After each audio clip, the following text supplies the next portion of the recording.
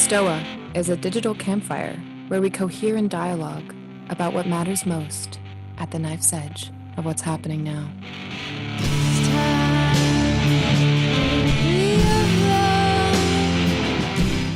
Welcome everyone to the Stoa.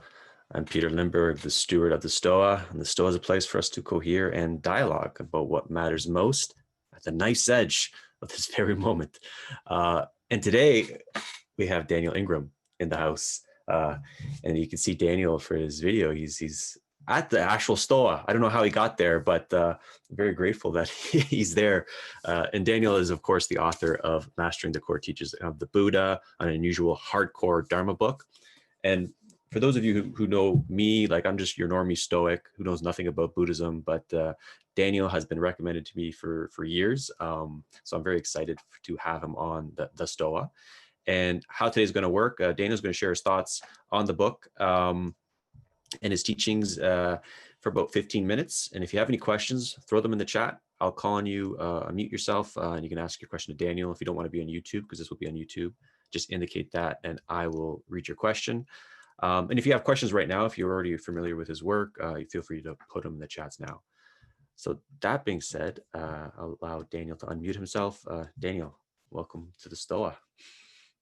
Oh, you're on mute. There you go. Hey, great to be here. Thank you so much.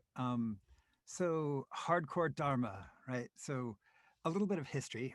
So when I started having weird experiences when I was a teenager of meditative variety, energetic stuff, weird vision stuff and visualization stuff. And then I ran into some people. Basically, the first people I ran into when I really started getting into meditation just happened to be super hardcore practitioners. So this is not something that started with me. Hardcore practice started an extremely long time ago, as far as I can tell. When I look at the old Buddhist texts, they were talking about some super hardcore practitioners long before they were around. So this is not a new thing. I'm just happened to have run into those people, and it happened to suit my personality style, risk tolerance, and general obsession with trying to figure out how to do stuff. And so I started going on meditation retreats with a guy named Christopher Titmuss, who isn't generally like associated, like particularly with the hardcore Dharma movement, but I think of as super hardcore.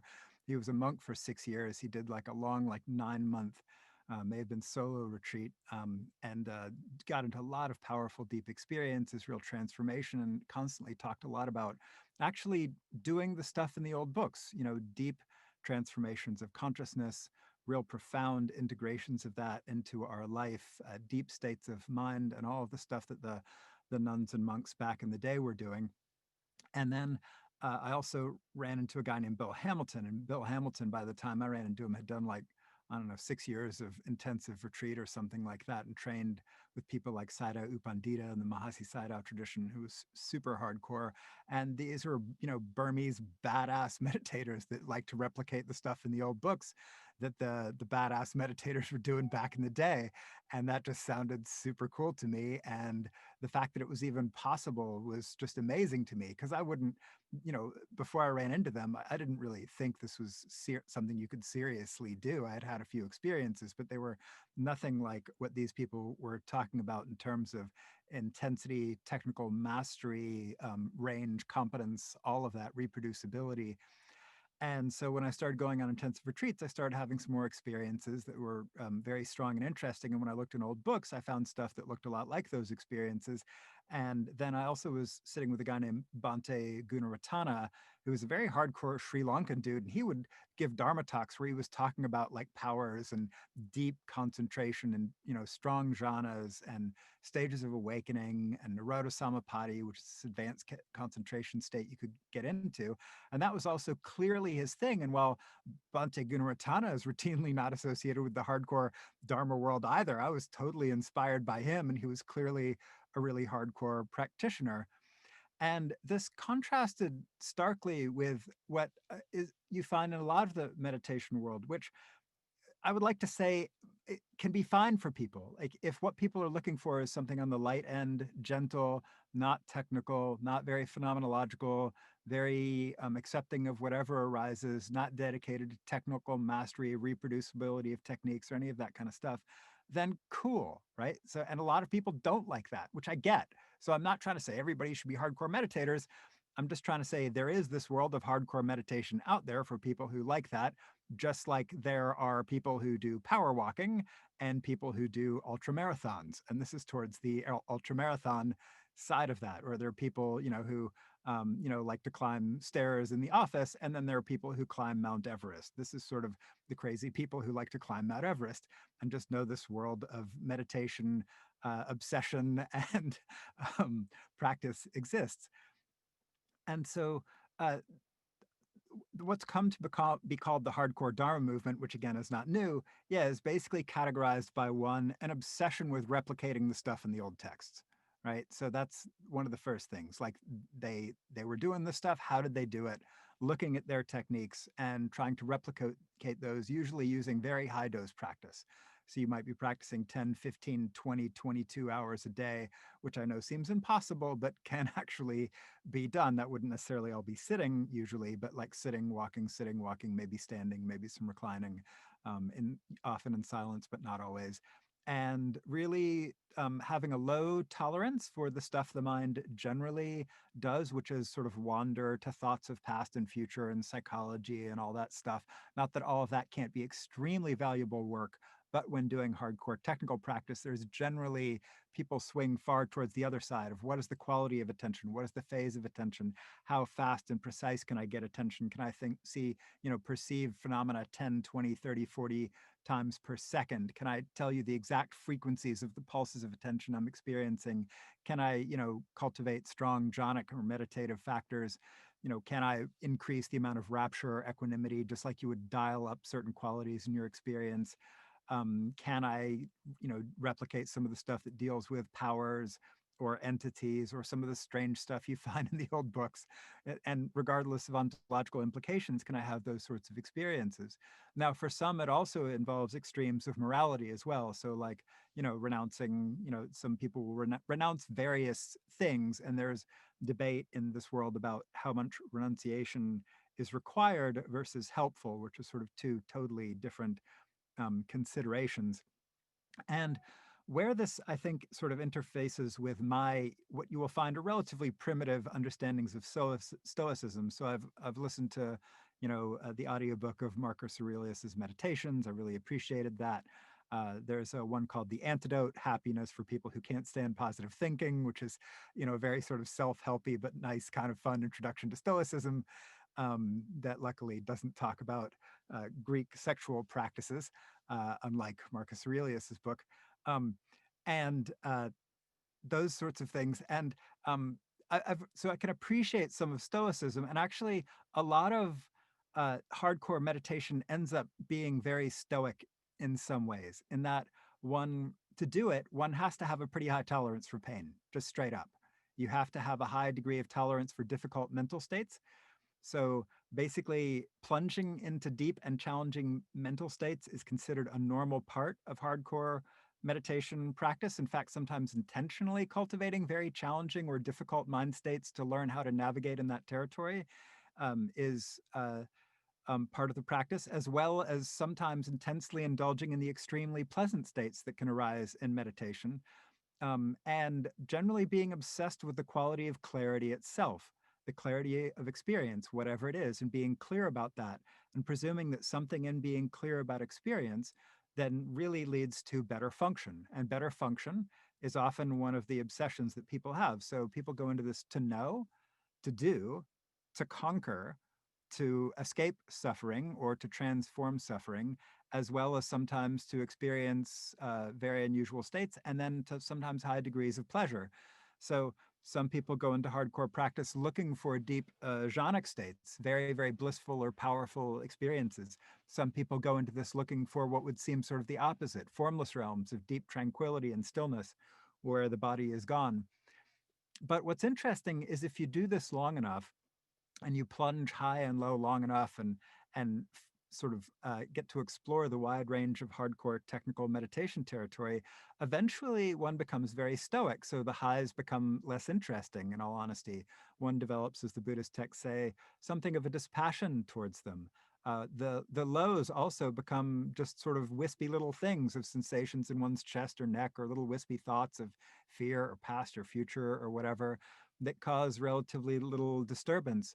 And the underlying clarity that allows you to hopefully come up with reactions with a sort of a spaciousness and an equanimity and a perspective on experience generally gets stronger. Now, it should be mentioned, this is not at all a linear path. So anyone who's into hardcore practice will rapidly know the non-linearity of how one might go up and down the spiritual path.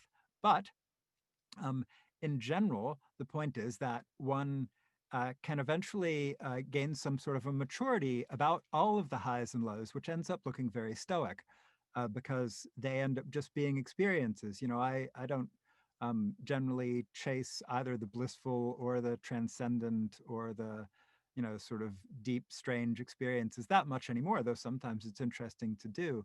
But they end up eventually having sort of less pull or something. And I was listening to a part of Meditations, Marcus Aurelius again last night. And very early on, he talks about the ideal of not becoming unusually attached to pleasure or being unusually averse to pain. And that is definitely one of the Stoic benefits that can come through the sort of intensive meditation training, where having plunged the heights and the depths and a wide range of that territory, eventually it's just not as interesting, in all honesty. Although one can appreciate what it is and what it does and the opportunities and the skillful things that you can do with it without hopefully being overly attached to it. So that is a good introduction. And maybe I actually just stop there, because anything else would involve probably getting into more technical topics. And I would be more interested in what people might have to say about this. And so I will open it up to questions now. And if there's a topic you then want me to talk about for a while, I'd be happy to talk about that. But I'd like to see what other people are interested in. Cool. And I really appreciate you tying this into the tradition of Stoicism. And one of the kind of inside jokes here at the Stoa is that no one talks about Stoicism. So I'm glad we have a Buddhist coming in to talk about it. And so you're probably going to get questions from all over the place too, different angles here, because we have various different interests and reality tunnels at play. I'll call in Tyler. If you're good, Tyler, you have a bunch of questions. Maybe you can pick one and ask. Ooh, tough to choose. Also, hi, Daniel. I mean, the one that's most on my mind is the last one. It's about hardcoreness and compassion, where I know a lot of hardcore practitioners who have pretty profound attainments, and ones that I can't really doubt. They've gone further than I have, for sure. Nonetheless, they don't seem to really be in active contact with the compassionate aspect of the awakened state, whether it's they're doing the non-dual thing or the a more Theravada thing. And I'm wondering what you think is going on in these sorts of cases, where someone can go really, really far, but seemingly not be carrying the full energy of what's normally associated with various stages of enlightenment. Can you give me some examples of your evidence for that so I can react to those specific cases? I could say a lot. It's a big and super important topic, so I really appreciate the question. But can you rubber meets the road it a little bit for me so I can maybe ground it a little bit? Sure, I don't want to mention specific names, I but hear that. That's fine. I could talk but, generically if it's easier. It's the personality disorders. Okay, interesting. Yeah, so if you're talking about sociopathic and you're talking about the personality disorders, the first thing I should say is we don't have great science on this, so I'm going to give something of expert opinion. And the thing I see is that obviously the personality disorders are huge baskets, and there's a great range of how people manifest within these. I've gotten an oddly large amount of benefit from my association for example, with a particular person who I am quite sure, and they know for certain, are a nice narcissistic psychopath, just an oddly benevolent, relatively high functioning one. Huh. And so, but I have a reasonable amount of evidence, first, second, and third hand, that personality quirks and personality disorders particularly may not often be that reached by Buddhist practice, which is something the Buddhists don't want to say. But if you Okay. literally, let's just say as a hypothetical thing, let's say you were born literally without empathy centers in your brain, right? You Right. just literally feel no pain when other animals or people or whatever feel pain. It just doesn't happen for you. You can't wake up something that literally isn't there, Mhm. right? And so, so that doesn't mean to say that like people who have no empathy can't appear extremely moral. There may be other reasons or systems or things that can make them seem to have very moral, upstanding, good behavior. But when they don't, uh, it's challenging to wake up things that aren't there. And I think emphasizing compassion and those kinds of practices is extremely important. But I actually have structural questions about the degree to which everybody actually has the wiring to fully bring those on board in the way that those who have better developed empathy centers imagine everybody necessarily will be able to. Again, this is just a hypothesis. I can't be certain of this. And this would be a fascinating thing to do good studies on in research. The other thing is people often imagine one technical skill will translate to some other technical skill. And the example I use a lot of this is authors and piano players. So imagine, uh, both authors and concert pianists hit keys in great quantities that are designed to sort of tell stories, generate emotions, communicate something. They hit these keys in precise sequences with very specific meanings to convey messages. They may practice their, craft 6, 10, 12 hours a day. And so, of course, you would expect great authors to be great piano players and great piano players to be great authors, except we know this isn't true, right? It turns out that there's I don't know if there's any correlation at all. Maybe there is. I will bet most great piano players are great typers. But I don't know that that's true either. Probably it's easier for them to learn, and maybe vice versa. If you're a great typer, maybe it's easier to learn the piano because you have some of those motor skills, but you wouldn't expect them necessarily to be the same. And in the same kind of way, I have ample evidence that simply mastering technical meditation practice doesn't necessarily make you a nice person. I think it's training to be a nice person that is more likely to make you a nice person, and investigations of ethics more likely to make you ethical. And so service is more likely to make you skilled at helping others, etc. And maybe sitting on a cushion dissecting reality into its smallest sputtering fragments doesn't always translate necessarily into being able to have expert communication skills or profound feelings of altruism. And so I think that there's a profound degree of naivete that we've inherited from uh, the world of spiritual advertising, that of course, if you could do one, you would do the other. But just like authors and pianists, I really don't think that's true at all. And so one of the things that is often mentioned in the sort of tradition I come from is this sort of hyper compartmentalization of skill sets. Practically, that doesn't mean that skill sets may not translate. I mean, sometimes people, who are dissecting reality into its small fragments suddenly have experiences that make them vastly nicer and more loving people or heal their trauma. It happens. There's crossover, but you can't rely on it or count on it at all. And those sorts of models that are what I call package models, where if you get this, of course, you'll get this and this and this and this in the same package. I have a lot of questions about most of those because I really don't think they hold up very well. Was that helpful? Definitely. Yeah, thank you. Also, Peter, if there's ever a gap, I still want to ask my other questions at some point. Cool, will do. I think Evan's question on the Keegan levels was a good follow-up to that one, though. Evan, do you want to unmute yourself?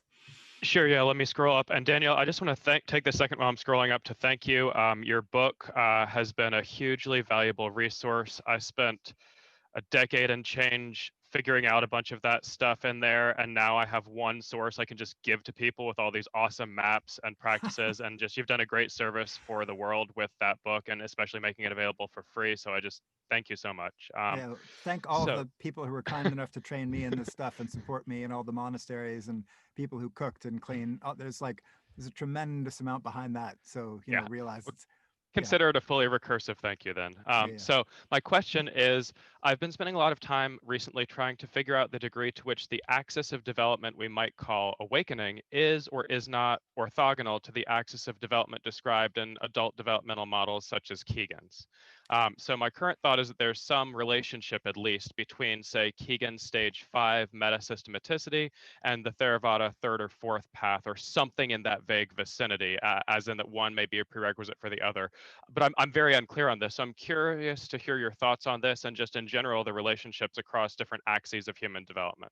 I think it is the vastly safer, more practical attitude is to assume they're orthogonal to each other and not parallel or necessarily synergistic. So, for example, I know a few people who are profoundly awake in the technical sense of non-dual appreciation with unusual meditative competence in terms of like formless jhanas and other high-end meditation abilities, who yet are young. They might be in college, and like I've heard stories, but not actually met them, of people who had these kinds of abilities and awakenings as teenagers. The average teenagers is not going to be stage 5 Keegan. I mean, that's just right. And so and I also know people who are unbelievably well integrated people, and yet when they sit down to meditate, their meditation practice is what I would consider like third, fourth grade level. Right. It really is. That's sort of, I don't mean to, put this thing on a needless hierarchy, but just sort of in terms of my own levels of developmental meditation skill. And I see people, and I even see older people who have, I really am quite convinced, have extreme depths of unusual technical meditation ability, who I don't consider that mature, and maybe that's just my own judgmentalism. I don't mean to say my opinion is necessarily valid, but and when you have a community of almost 9,000 people or whatever the Dharma Overground is now, you get to see that the internet and forum behavior gets to bring out a lot of sides of people, and you get to really kind of, people sort of unleash this weird what's the word, forum quality honesty of what their maturity levels might be. And you get to see very rapidly there is not nearly as much correlation as we had all hoped and dreamed of, unfortunately, so between these things. So I would practically consider them orthogonal. Any follow-up, Evan? I had a separate question, but perhaps I should ask that later. I could go ahead and ask it now. Either one, your call. Yeah, feel free to squeeze it in now, Evan. Okay, sure. So my question is relating to, Daniel, some of your more recent podcast appearances, especially the ones that touch on, for example, magic. It seems that awakening is not strictly dependent, in your view, on having a legitimate lineage, whether Buddhist or otherwise. You've talked about that there are rare instances, but people you have encountered who, for example, got some level of abiding awakening from, say, psychedelic or shamanic practices, et cetera, et cetera. Yep. So I was curious if you could share your thoughts on the ethics of teaching or mentoring when one is a sort of Ronin in this respect, and how you would advise people in this boat to approach notions and norms relating to teaching and mentorship. Thank you. Yeah, so it's almost a curse waking up really early and easily, or having unusually good access to early abilities, or coming up outside of a lineage where you don't really know how you did it. Like the one-offs have a super hard time replicating themselves, right? So the Bernadette Robertses or the J. Krishnamurtis or Kabir. There's a bunch of these people, there are people who wake up very early, like Punjaji, the Buddha of Lucknow, who really did help a bunch of people awaken. And he woke up at 7 or something. I can't remember his story exactly right now, right? And I, what it was that allowed him to then translate that to tech that would help other people, I don't know his exact story, but there are a lot of these people that just like, no, you just wake up because that's their experience. Or Eckhart Tolle. So it's another one of these, like, these fascinating one-offs, but like, how well does that actually translate to, helping other people who don't have your unusual ability to just kind of do this outside of a lineage context to do that? Usually it's pretty poor. And that's really, so there's this sort of ironic, like if you get, whereas the people who came up the hard way, tons of practice and hard cushion time and lots of techniques and stuff, usually they've got quite the basket of sort of tech that they can lend to other people, and quite the ability to roll with the strange, the weird, the challenging, the difficult that other people may present on the path, because they were there, or some of their friends were there. And so, yeah, I often think that people who had a harder time practicing make better teachers. That's not always true, but that's the general trend. Was that a helpful answer? All right. Kelly, you had a question. Kelly, you still in the room? Yeah. Can you hear me okay? Yep. Great. So I'm totally new to your work. I did recently check out your book, but I haven't read the whole thing. So I apologize if this is whatever. That's all right. It's about 37 hours to read for the average person, I think, something like that. So it's, yeah, it's 320,000 words. That's all right. Basically, just hearing your opening, this kind of is what came to mind, which is, can you like point towards, or do you think there is perhaps some kind of gap in the like Dharma verse of mediating between like the more hardcore practices and then like the more soft, like day-to-day 15 minutes a day kind of practices? Specifically, like what I'm thinking about is my experience doing like Goenka retreats, which I don't know if you would qualify as being hardcore or Goenka's pretty hardcore, right? I mean, and Okay. people have some super powerful experiences. Actually, I will bet that it's maybe one of the primary causes on the planet right now of people crossing into the first major meditation milestone of consequence on this map, which would be the arising and passing away. And so good on Goenka for doing that. Now, normalizing it and providing support afterwards for what can happen after, not so much. But in terms of really launching people into deep territory and showing people there's a there, I think it's hard to beat Goenka, just in terms of sheer scale. And so I would definitely call Goenka somewhere in that hardcore camp, even if they wouldn't necessarily align with the term. Yeah, interesting. Okay, well, so my thought was, so I kind of have a similar sense that it definitely showed me the there, but my experience was that coming back from like my second Goenka retreat particularly was like a very jading experience, because after a year and a half or so of meditating 2 hours a day and then going on a second retreat, it was like just like incredibly overwhelmingly clear, like I can't sit down for 2 hours a day and get where I was on retreat, right?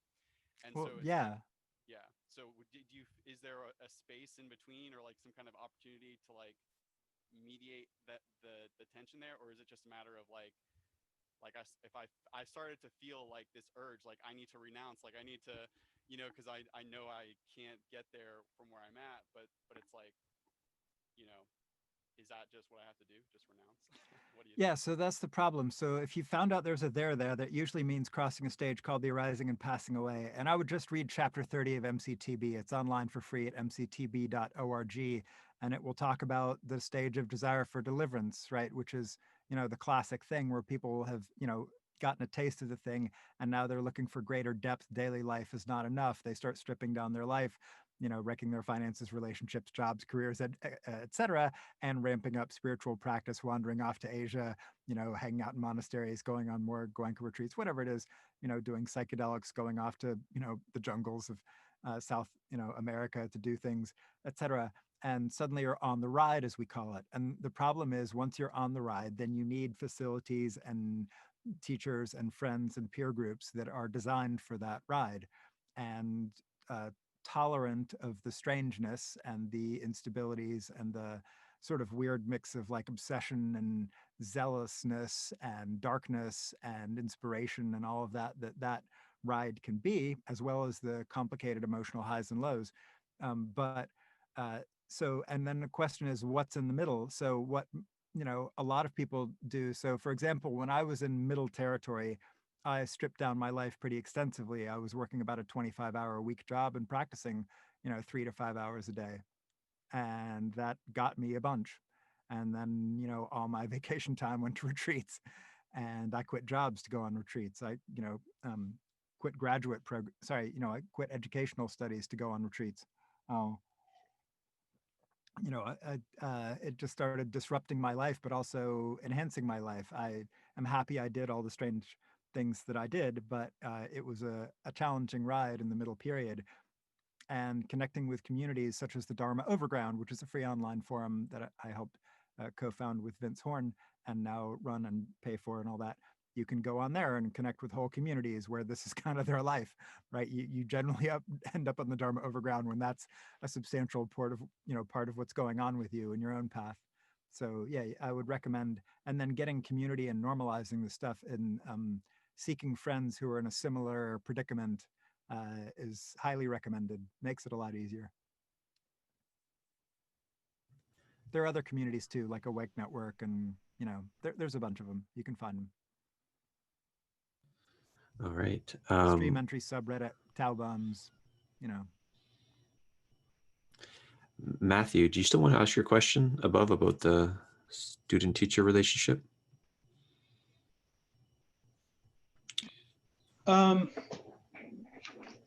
Yeah, I guess it's kind of like in the stream we're talking about right now.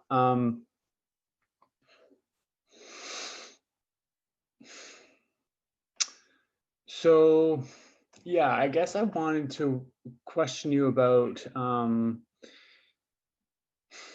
what you see as appropriate versus inappropriate. I don't want to say protocol, but it might be protocol. But just interactions between teachers and students, and particularly like if a student is going through perhaps a difficult situation. I guess I'm speaking to this too because I was just on a forum and there's this the person was having a very difficult spiritual, I guess, experience, and I guess I just felt like the teacher kind of was a bit crass and it seemed in my eyes, it might not have been, but it seemed a bit too crass. And I wanted to know your opinion between, helping and being caring and what that would look like for a teacher and a student in that situation versus not putting or not taking, just other people's stuff and, being hard versus soft, I guess would be the general dichotomy there. Yeah, so the problem with that is you've got all these different teachers have different personality styles, right? Which is why I think it's way better to have a distributed network than it is a single point of failure, right? A single teacher is a problem from my point of view in a lot of situations. Now, I know a lot of people who got a lot of benefit from just studying with one teacher, but when things go wrong, they go horribly wrong. I prefer distributed networks, and I prefer distributed personality styles.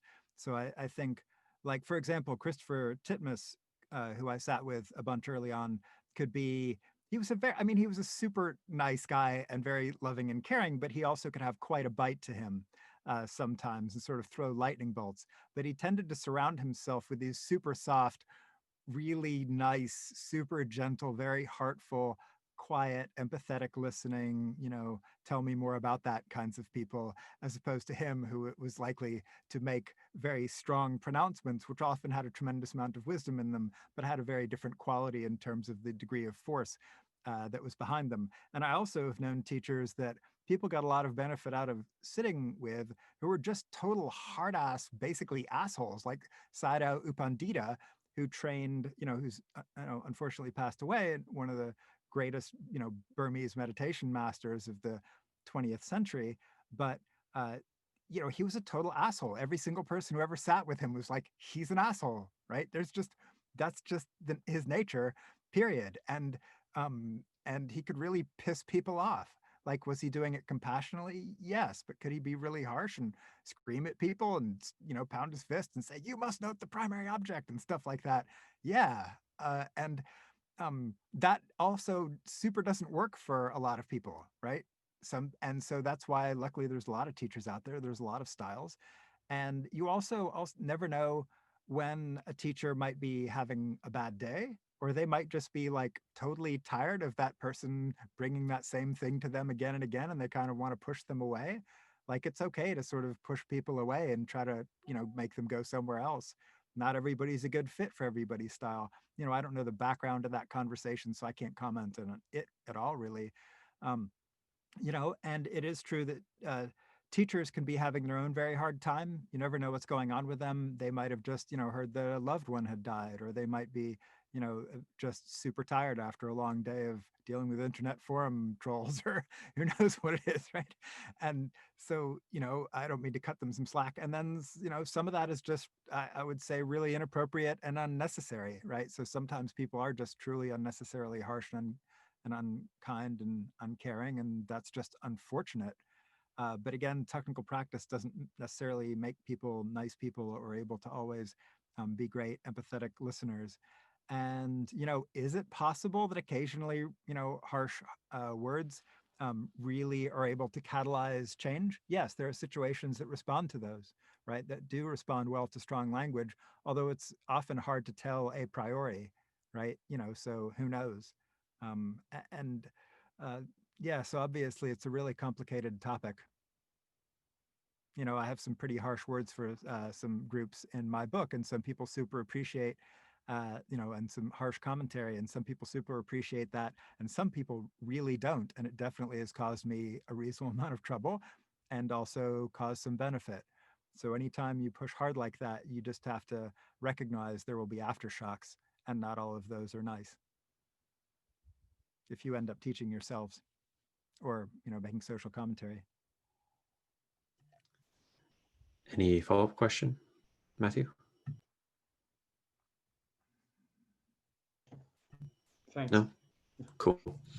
I'm going to pivot to a wild card question. There's two of them from Yuri. One of them is close to my heart, on Orthodox Christianity and theosis, and maybe some kind of comparison there. So if Yuri, could you mute yourself and ask your question?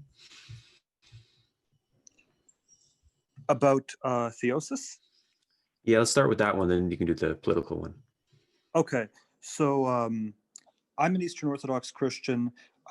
Like Peter, I practice something called the Jesus Prayer, and I'm wondering what your thoughts are about the Orthodox quest for union with God, and how well it translates in the context of, say, Buddhist practice and the Buddhist quest for Nibbana.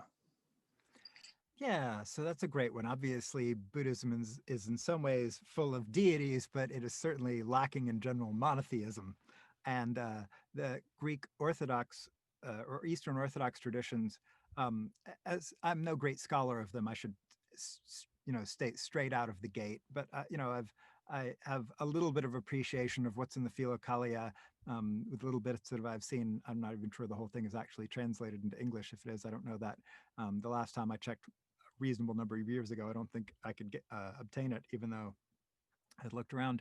Um, but I have some appreciation of Christian mystics in general and mystical experiences in particular.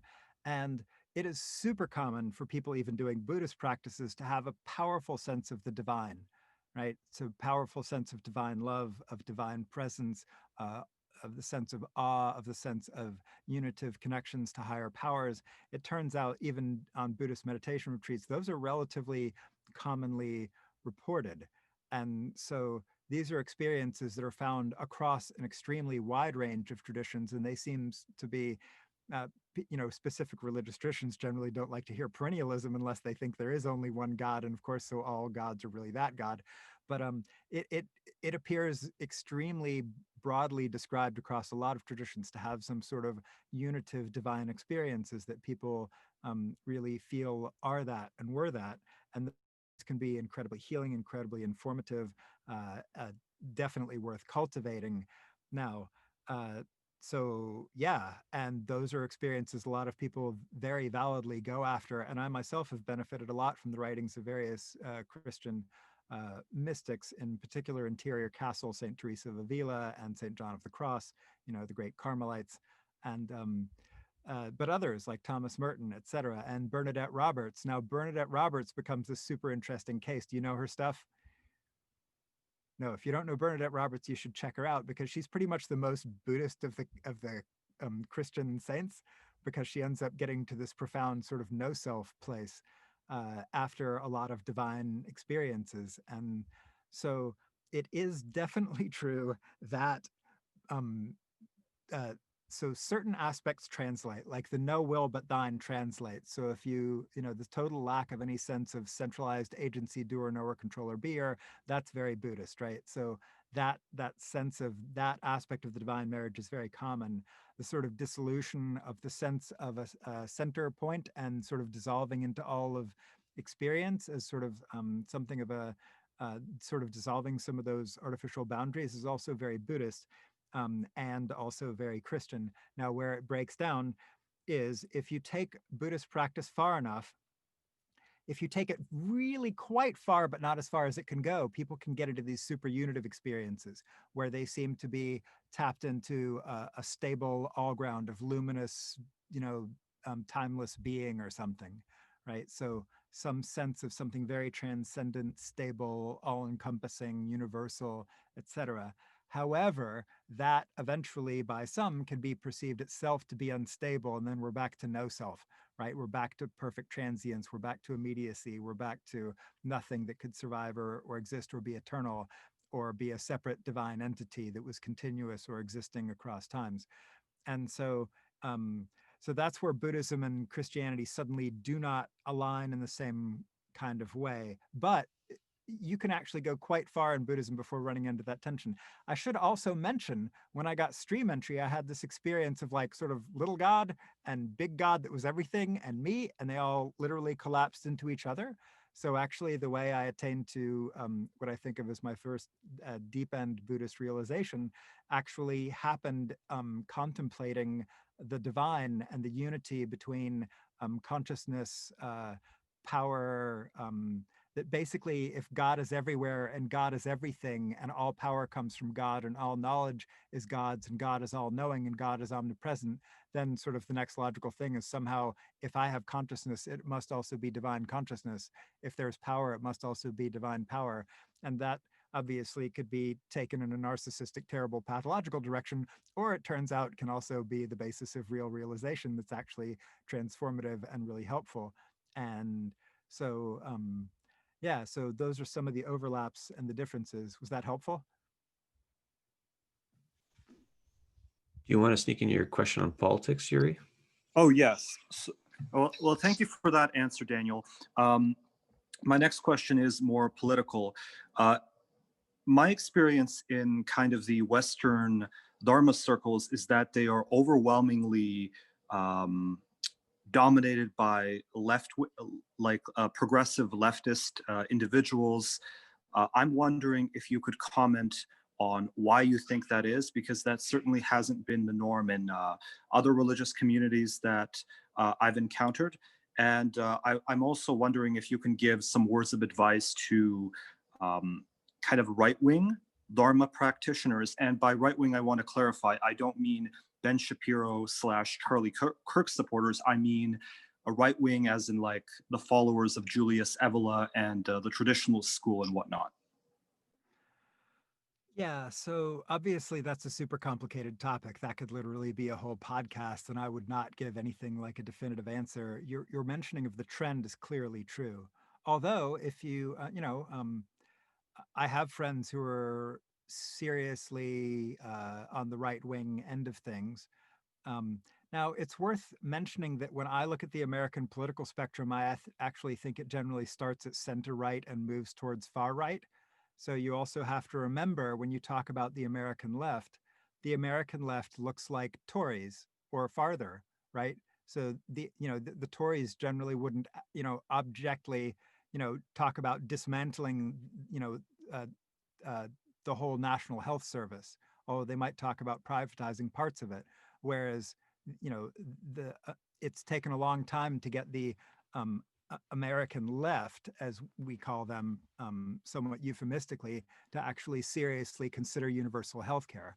And so that's still considered far left, AOC Bernie territory, which is definitely not the mainstream of the left. And so you also have to remember that American politics is shifted, from my point of view, from an international point of view, so far to the right that we literally have no normal left options to vote for. I can appreciate the logic between a lot of right views. Politically, I tend to swing pretty far to the left, and I find nobody that actually, I have no candidates ever on the ballot that I can vote for that represent my views, literally none. And I would be considered center left from most European or South American points of view. And so when you have to remember that when talking about American politics, our left is your center right, and our right is your far right from a lot of points of view.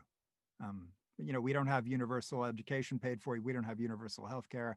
Our economic policies are extremely pro-capitalist. Our foreign policy is extremely pro-fascist. From my point of view, nothing, I'm just being honest. We've backed fascists over basically anybody else for, it's basically since World War II. Anyway, that could be a long talk, but what's up with the rest of the phenomena? The other thing is there's this curious association, which doesn't happen in a lot of the rest of the world, between fundamentalist Christianity and the right. And so within the right, there is often not a sense of a lot of space for diverse spirituality. It exists, but it's often, because those two things are sort of in some ways married together in a way that you wouldn't find them in, say, India, where it's the reverse situation, right? It's the right that's married to sort of Hinduism and a lot of the meditative traditions and the spiritual traditions, whereas the left tends to be sort of more rational and atheistic in some ways, or a-religious. And so you just realize that this doesn't, it's not necessarily an alignment that has to be that way, but the history of the United States and how its politics have come down, and how politicians from various sides of the political aisle have played very specifically to various religious groups, even if they're relatively ill fit. So like, with the singular exception of abortion, like I think most Catholicism doesn't really fit with a right-wing, lots of guns and military and capitalist agenda, and cutting social programs. Like, is that really the kind of what Catholic teachings are really saying? Obviously, we're going to get a lot of comments, and it could cause a lot of controversy by saying something like that. But is that really the best fit? I don't know. You could ask them. Do you see what I mean? And so, like, is the right in America, as it comes down to us, really the best people to say tend the garden? From a sort of the responsibilities given to Adam and Eve, are they really taking care of the planet? We could debate those kinds of things, and so I think American politics is a very strange mix of joined elements that are oddly joined and not necessarily natural fits. Does that make sense? That was sort of a long answer. Sorry. No, thank you. I'm a Canadian, but I appreciate your thoughts because obviously I'm not as knowledgeable about this as you are. All right. Awesome. Thank you, Yuri. Elf, you got a question? Thank you, Daniel. Your work's more valuable to me than you can realize. It's been very Again, beautiful. lots of people's work that I happen to translate. Yes, thank you. That Cursive, form. thank you, Evan. But sorry, I had to say that. Yeah. My question's kind of around like a fourth turning of the wheel, or kind of transcending consensus Buddhism. I know that's like a juicy topic you might hate, but I mean, when potential civilizations collapse, I don't know, it feels more warranted now than say 20 years ago. But so how do we balance a hardcore Dharma with a hardcore ethics that doesn't purely renounce from the world, obviously during these perilous times? And this kind of builds on Evan's point, but in a different angle. Does the Buddha Dharma need to evolve to transcend and include those teachings to help bring people to meet those challenges? Yeah, this is super complicated. This is another reframing of the mage versus sage question, as I call it. Those familiar with my previous podcasts and stuff will know this one. But it is true that well, you've got sort of both ends of the spectrum. So sage says the world is a shit show. Governments are going to do stupid stuff. People are greedy and cruel. Like there's no way to save the planet. Natural disasters will occur. The muck of humanity is unsalvageable. Like people, like there's kings are going to war, with each other. That's what they do. The best you can hope for is to tend to your own progress, maybe have a few friends who are into the same kind of things, wander out the gates of the city, leave a few poems if you feel inspired to, never be seen again, live out your days in peace, far from the madness, sort of Candide style, like Voltaire advocated. And so that's one side. And then that's sage. And then mage would be, no, of course you have the wisdom, you have the training, you have the compassion, you have the developed mind, you have the tolerance for pain, you have the sense of what needs to be done. Of course, you should be like Plato's philosopher king, and you should lead society to better wisdom and better than the rabble could do. Now, both of these are obviously somewhat disparaging of the rabble. That's part of the problem, right? With both of those philosophies, right? But they're sort of the two poles that you sort of see, that we have to upgrade consciousness or else we're all kind of rabble. We have to do spiritual practices or else we're all going to be kind of lost in desire and confusion and hatred and all of that. And so and the mage versus sage thing often in practice looks very oscillatory. So where people, start out very sage, and they want to renounce the world and they want to go practice in all these monasteries. And then they get all these insights and they want to tell all their friends to practice. And then, whatever. And then maybe they get some of the insights they're looking for. And then they're like, wow, maybe I could go to grad school now and actually do that PhD I always wanted to do. And then they find themselves engaged with the world, with family and kids. And suddenly they're on the school board and their local, Rotary Club or whatever. And then later on, they're like, as the kids leave, then they're like, actually, no, I want to take some time and vacation and go, cut back and do a sabbatical and do some more sagey kind of stuff. And I'm just like saying one kind of cliche life trajectory to illustrate the general point. But what it usually ends up then is actually something that oscillates between the two, because it is really hard to do mage well when you're practicing all the time, and it's hard to do sage well when you're maging all the time. And so actually giving both of them their due usually ends up being more realistic, and trying to have them all happen simultaneously at the same time. It may be able to be done, and people like Monastic Academy are sort of trying models like that, but they still involve deep practice and kind of, it is sort of ivory tower-ish, kind of pull away from the world to do something special-ish, even as much as it tries to engage. And even the ivory tower, right? So, which can seem removed from the muck of the world, in other ways, it is kind of the special protected spaces that can come up with amazing innovations, like vaccines or whatever.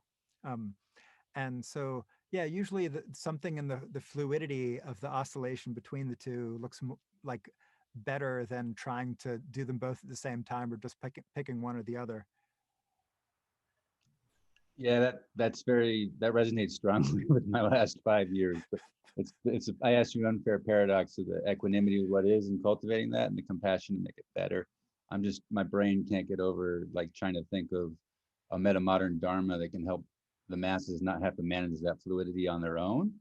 And there's some people, like I've been drawn to Robert Bea's teachings and some of his soul making, which is deep practice, but it's also you're opening your heart to the pain of the world and then going out. But there still seems like there's more of a thrust there, and I don't know what, but maybe that's the beauty that lies ahead in the next decade. Yeah, and that's very bodhisattva ideal. I mean, my current research project, the EPRC, is all trying to figure out how this stuff can scale safely, right? So like the Emergent Phenomenology Research Consortium is a blatant plug for my thing at theeprc.org. Theeprc.org is where you will find information on a massive research consortium project that is trying to actually figure out how this stuff can scale safely, such that ordinary therapists can know and appreciate this stuff, that ordinary clinicians, when they run into the weird stuff, will have some idea what it is and not just do something unfortunate in the face of it, that medical science will have an appreciation of the highs and lows and the deeper end of the territory.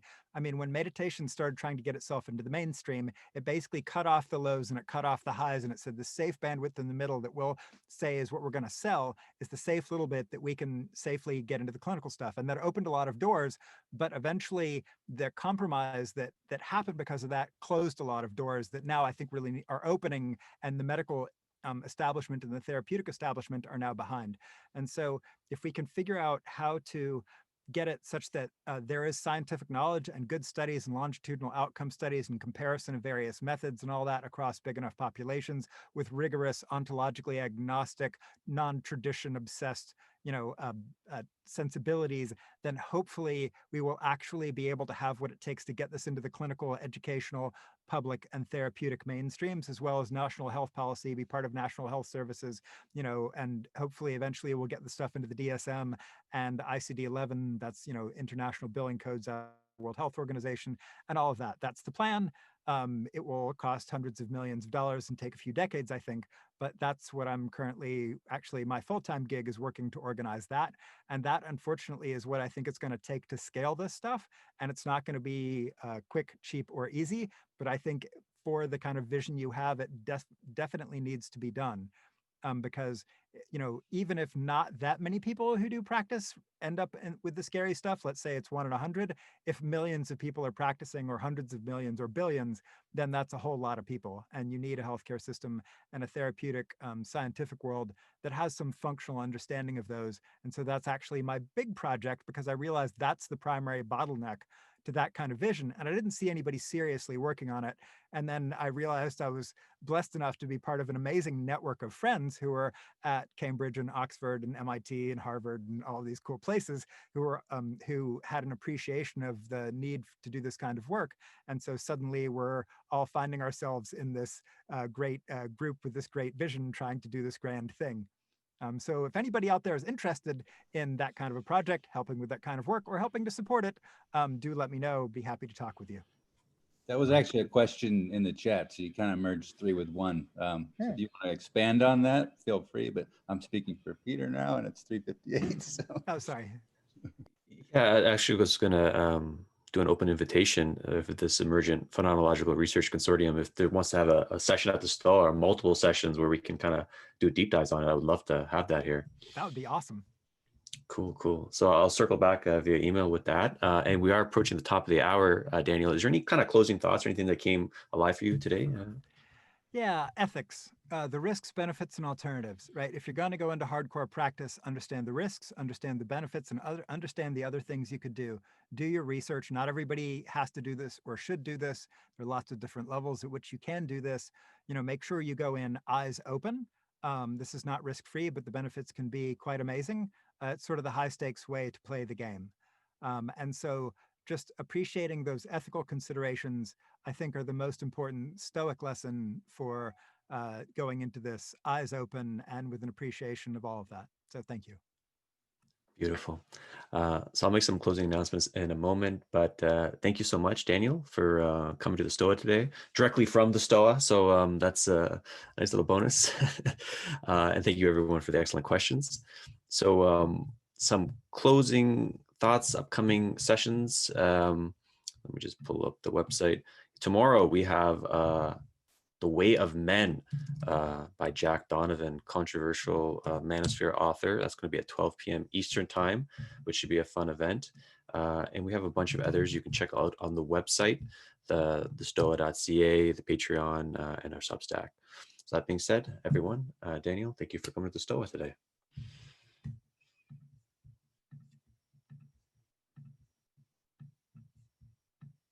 Together, still going strong, and you're still